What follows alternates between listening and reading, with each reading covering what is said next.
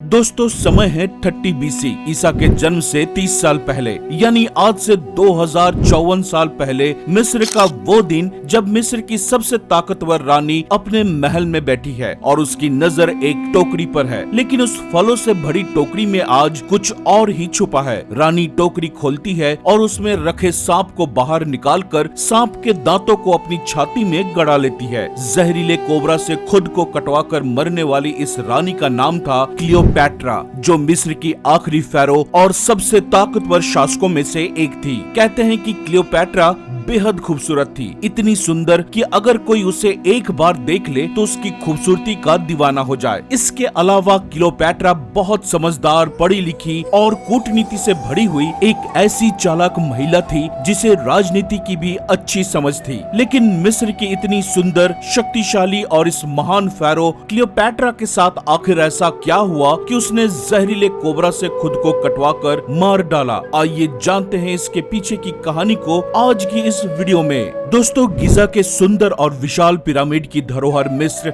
जहां Alexander the great ने rule किया और खूबसूरत अलेक्जेंड्रिया को बसाया। इसी अलेक्जेंड्रिया में 70 BC में क्लियोपैट्रा का जन्म हुआ। अलेक्जेंडर द ग्रेट के बाद उनके जनरल टॉलेमी के वंशजों ने इजिप्ट पर राज किया और क्लियोपैट्रा उन्हीं के वंशजों में से एक थी। अलेक्जेंड्रिया में एक बहुत बड़ी लाइब्रेरी हुआ करती थी। क्लियोपैट्रा का बचपन उसी लाइब्रेरी में बीता। क्लियोपैट्रा 9 भाषाएं जानती थी और उसने अपने वक्त के कई महान फिलोसोफर्स को भी पढ़ा था। 17 साल की उम्र में क्लियोपैट्रा के पिता, जो मिस्र के राजा थे, उनका निधन हो गया और सत्ता क्लियोपैट्रा और उसके छोटे भाई टॉलेमी में बांटी गई। दोस्तों, अपनी ब्लड लाइन को प्योर रखने और बाहर के व्यक्तियों को राजवंश से दूर रखने के लिए उस वक्त मिस्र के राजवंश में भाई बहनों के बीच आपस में शादी करवा दी जाती थी। इसलिए जब मिस्र की सत्ता दोनों भाई बहनों में बंटने वाली थी तो क्लियोपैट्रा को अपने छोटे भाई टॉलेमी से शादी करनी पड़ी। लेकिन क्लियोपैट्रा मिस्र पर अकेले राज करना चाहती थी और शायद टॉलेमी को इस बात का आभास भी हो गया था। क्लियोपैट्रा की एजुकेशन और कूटनीति से टॉलेमी को डर लगने लगा। उसने अपनी पावर का इस्तेमाल करते हुए किसी साजिश के तहत क्लियोपैट्रा को राज्य से निकलवा दिया। क्लियोपैट्रा दूसरे राज्यों में दर बदर भटकती रही, लेकिन मिस्र की सत्ता का लालच उसके दिल से नहीं गया। वहीं अगर रोम की बात की जाए तो उस वक्त रोमन एम्पायर बहुत विशाल हुआ करता था,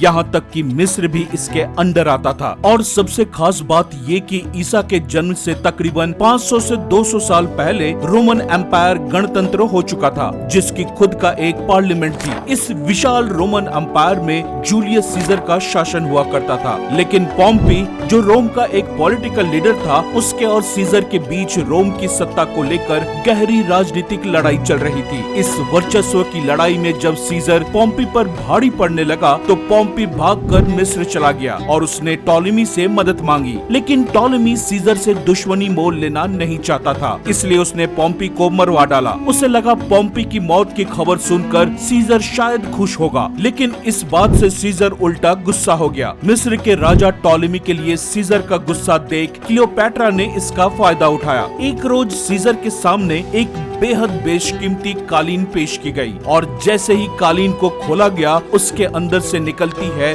बेहद खूबसूरत क्लियोपैट्रा। कालीन के अंदर छिपकर सीजर से मिलने की उसकी ये ट्रिक काम कर गई और सीजर भी क्लियोपैट्रा को पहली नजर में देखकर दिल दे बैठा। इतिहासकार कहते हैं कि क्लियोपैट्रा की कन्विंसिंग पावर बहुत ही लाजवाब थी और वो अपनी बातों से किसी को भी अपना मुरीद बना सकती थी। ठीक वैसा ही उसने सीजर के साथ भी किया। दोस्तों, क्लियोपैट्रा के कहने पर सीजर ने मिस्र पर हमला कर टॉलेमी को हराकर क्लियोपैट्रा को मिस्र का सम्राट बना दिया। क्लियोपैट्रा और सीजर की प्रेम कहानी लंबी चली और दोनों को एक बच्चा भी हुआ। हालांकि सीजर ने सीधे तौर पर क्लियोपैट्रा से कभी शादी नहीं की, क्योंकि उस वक्त रोम की जनता बाहर के लोगों से शादी नहीं किया करते थे। ऐसा करना रोम के कल्चर के सख्त खिलाफ था। लेकिन फिर भी सीजर ने अपने प्यार के लिए उसकी निशानी के तौर पर एक मंदिर बनवाया, जिसमें क्लियोपैट्रा की एक सोने की की मूर्ति रखी गई। मिस्र की सत्ता पाते ही क्लियोपैट्रा को मिस्र के कल्चर के हिसाब से अपने एक और छोटे भाई से शादी करनी पड़ी, लेकिन क्लियोपैट्रा अपनी सत्ता किसी के साथ नहीं बांटना चाहती थी, इसलिए उसने अपने छोटे भाई को मरवा डाला। उसने अपनी छोटी बहन को भी जहर देकर मार डाला। इसी बीच दूसरी तरफ कुछ ऐसी घटना घटी जिससे पूरा रोमन एम्पायर दहल उठा। कुछ पॉलिटिकल ग्रुप ने ब्रूटस के साथ मिलकर सीजर को धोखे से मार डाला। अब सीजर की मौत के बाद रोम की सत्ता के लिए दो नाम उभर कर सामने आए। एक था मार्क एंटोनी, जो रोम की सेना का जनरल और सीनियर पॉलिटिशियन था, और दूसरा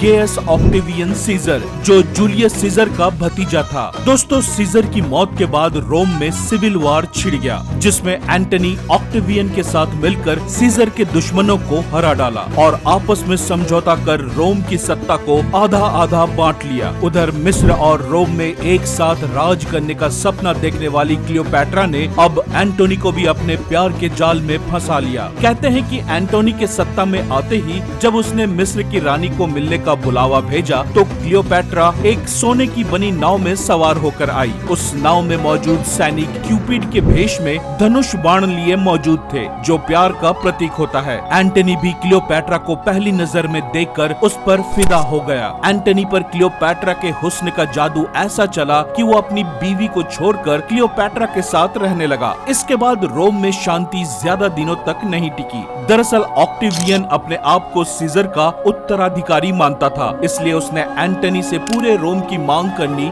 शुरू कर दी और फिर से एक बार युद्ध शुरू हो गया। उसी दौरान एंटनी क्लियोपैट्रा के साथ मिस्र की राजधानी अलेक्जेंड्रिया चला गया और दोनों साथ रहने लगे। क्लियोपैट्रा और एंटनी को दो बच्चे भी हुए। ऑक्टेवियन के साथ रोम की लड़ाई में क्लियोपैट्रा ने एंटनी का भरपूर साथ दिया था, यहाँ तक कि वो अपने मिस्र की थल सेना भी एंटनी की मदद के लिए भेजा करती थी। लेकिन एक लड़ाई के दौरान एंटनी को मिली करारी हार ने सब कुछ बदल दिया। उस लड़ाई के दौरान एंटनी को अपने सेना समेत पीछे हटना पड़ा था, जिसका फायदा ऑक्टेवियन को मिला। उसने एंटनी के खिलाफ रोम और वहाँ के संसद में प्रोपागेंडा शुरू कर दी कि अब रोम की सुरक्षा करना एंटनी की बस की बात नहीं है। रोम के सांसद भी एंटनी से नाराज थे, क्योंकि उसने रोम के कल्चर के खिलाफ जाकर विदेशी महिला से शादी की थी। इसी बीच ऑक्टेवियन ने मौका पाकर मिस्र पर भी हमला कर दिया। दोनों के बीच लड़ाई बराबर की चल रही थी, लेकिन बीच युद्ध में एंटनी के जनरलों ने बगावत कर दी और ऑक्टेवियन से जा मिले। इसके पीछे का कारण था एंटनी, जिसने क्लियोपैट्रा के लिए अपनी रोमन बीबी को छोड़ दिया था और अब एंटनी अकेला पड़ गया। कहते हैं कि इसके बाद एंटनी और क्लियोपैट्रा ने रोम और मिस्र से भागने की कोशिश भी की थी, लेकिन एंटनी पकड़ा गया और मार दिया गया। क्लियोपैट्रा मिस्र में ही अपने कुछ जानने वालों के पास छिपी रही। क्लियोपैट्रा अच्छी तरह से जानती थी कि अगर वो ऑक्टेवियन के हाथों पकड़ी गई तो वो उसे पूरे रोम में सभी लोगों के सामने निर्वस्त्र करके घुमाएगा और उसे सभी के सामने जलील होना पड़ेगा। इस तरह खुद को बदनाम करने से अच्छा उसने मौत को चुना और जहरीले कोबरा से कटवाकर खुदकुशी कर ली। अपनी जिंदगी के आखिरी दिनों में क्लियोपैट्रा अकेली और हताश पड़ चुकी थी। जिस खूबसूरती के लिए वो जानी जाती थी वो भी अब नहीं बची थी। उसके चेहरे पर वो नूर अब खत्म हो चुका था और उसके अंदर किसी राज्य को पाने की इच्छा भी नहीं बची थी। इस तरह से मिस्र की फेरो क्लियोपैट्रा का अंत हुआ। तो दोस्तों, ये थी मिस्र की आखिरी फेरो क्लियोपैट्रा की कहानी। आपको ये इन्फॉर्मेशन कैसी लगी हमें कमेंट करके जरूर बताएं। फिलहाल आज की इस वीडियो में इतना ही। वीडियो इन्फॉर्मेटिव लगी हो तो लाइक करें और ऐसे ही नॉलेजेबल कंटेंट देखते रहने के लिए सब्सक्राइब करें हमारे YouTube channel ready steady knowledge को और साथ ही बेल आइकन जरूर दबाएं ताकि हमारी वीडियोस की सभी लेटेस्ट अपडेट्स सबसे पहले आप तक पहुंचे। मिलते हैं अगले वीडियो में, तब तक के लिए अलविदा।